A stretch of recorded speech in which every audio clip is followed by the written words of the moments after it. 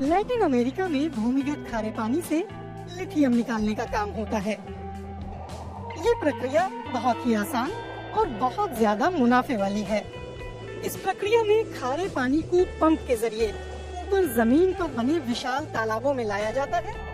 यहाँ धूप में पानी वाष्पित होता है, जिसमें 2 साल तक का समय लग सकता है। फिर लिथियम निकालने के लिए खारा पानी छाना जाता है। लिथियम बैटरी उत्पादन की बुनियादी सामग्री है। दुनिया में जरूरत से ज्यादा लिथियम है। दुनिया के सबसे बड़ी लिथियम भंडार बोलीविया, अर्जेंटीना और चिली में है, जो कि लिथियम ट्रायंगल कहलाते हैं। धरती पर मौजूद लिथियम का 53% यहीं पर है। लिथियम निकालने के मामले में ऑस्ट्रेलिया सबसे आगे है। 2022 में उसने करीब 61,000 टन लिथियम का खनन किया, जिसके बाद चिली, चीन और अर्जेंटीना का नंबर था।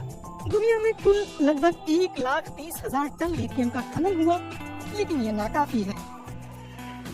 2028 तक हमें 8 गुना ज्यादा लिथियम चाहिए होगा, मुख्य तौर पर स्मार्टफोन, लैपटॉप और पवन चक्की में लगने वाली रिचार्जेबल बैटरियों के लिए।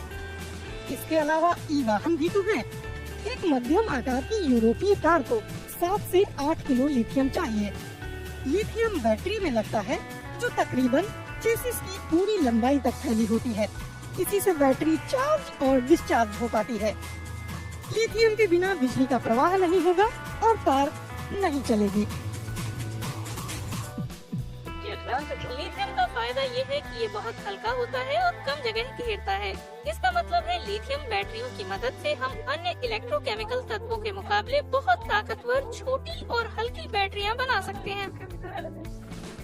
चिली ई वाहनों के बढ़ते चलन में अपनी हिस्सेदारी बढ़ाना चाहता है। अप्रैल के आखिर में चिली के राष्ट्रपति ने नई राष्ट्रीय लिथियम रणनीति की घोषणा की। वो चाहते हैं कि चिली न केवल लिथियम का खनन करे, बल्कि इसे प्रोसेस भी करे। वो लिथियम उत्पादन को सरकारी नियंत्रण में लाना चाहते हैं।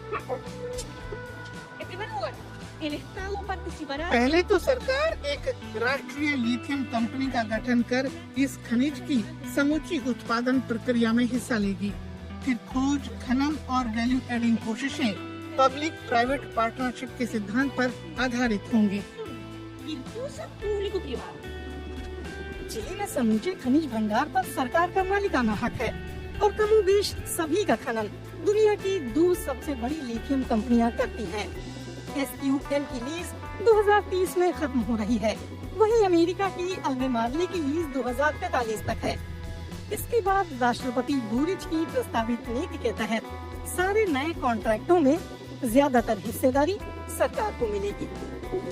अभी तक चिली का ज्यादातर लिथियम बाहर प्रोसेस होता रहा है, खासकर चीन में। चीन दुनिया का सबसे बड़ा लिथियम आयातक है और दूसरा सबसे बड़ा निर्यातक भी। रिफाइनिंग उद्योग और लिथियम आयन बैटरियों के उत्पादन में चीन का दबदबा है। दुनिया में लिथियम आयन बैटरी उत्पादन क्षमता में चीन का हिस्सा 79% है। इसके बाद अमेरिका, हंगरी और पोलैंड आते हैं। चिली जैसे देश के लिए अपना उत्पादन उद्योग विकसित करना इतना व्यावहारिक है, खासकर तब जब वो बैटरी बाजार के बड़े खिलाड़ियों से मुकाबला कर रहा हो, जैसे कि चीन की कंपनी CATL।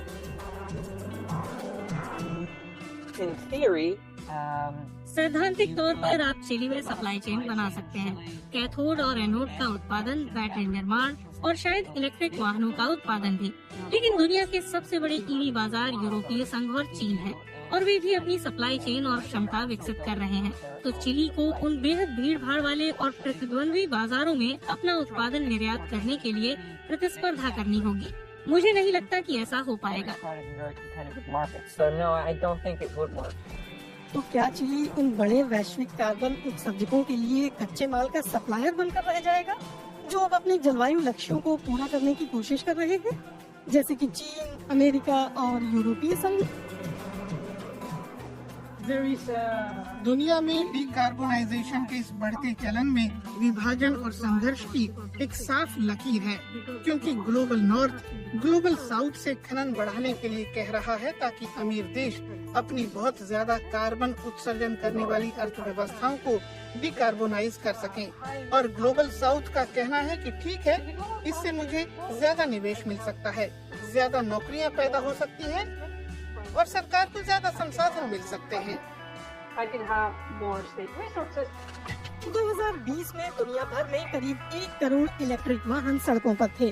2025 तक ये आंकड़ा बढ़कर करीब 8 करोड़ हो जाएगा। चिली नए इलाकों में भी लिथियम उत्पादन का विस्तार करना चाहता है और पर्यावरण संरक्षण के लिए भी प्रयास बढ़ाना चाहता है। अब तक लिथियम खनन साला वे अटाकामा नाम की जगह पर होता रहा है। ये दुनिया में लिथियम का सबसे बड़ा भंडार है। हाल तक यहाँ खनन अटाकामा के नमक क्षेत्र तक सीमित था। ये दुनिया का सबसे विशाल लिथियम भंडार है। खारे पानी से खनिज निकालने में कार्बन उत्सर्जन कम होता है, लेकिन इसमें पानी की खपत बहुत ज्यादा है। इससे बेहद महत्वपूर्ण भूमिगत जल खत्म हो रहा है, जमीन सूख रही है। चिली ने 2030 तक अपनी 30% जमीन और समुद्री इलाके को सुरक्षित करने का संकल्प लिया है। वो लिथियम खनन की नई तकनीकें भी खोजेगा। योजना ये है कि ज्यादा आधुनिक तरीके खोजे जाएं, जैसे कि लिथियम का सीधा खनन, ताकि पानी की खपत कम हो और सरकार समुदायों को ज्यादा सक्रिय भूमिका मुहैया करा सके, जिससे उन्हें भी इस संपदा में हिस्सेदारी मिल पाए, जैसे कि मूल निवासी समुदायों को।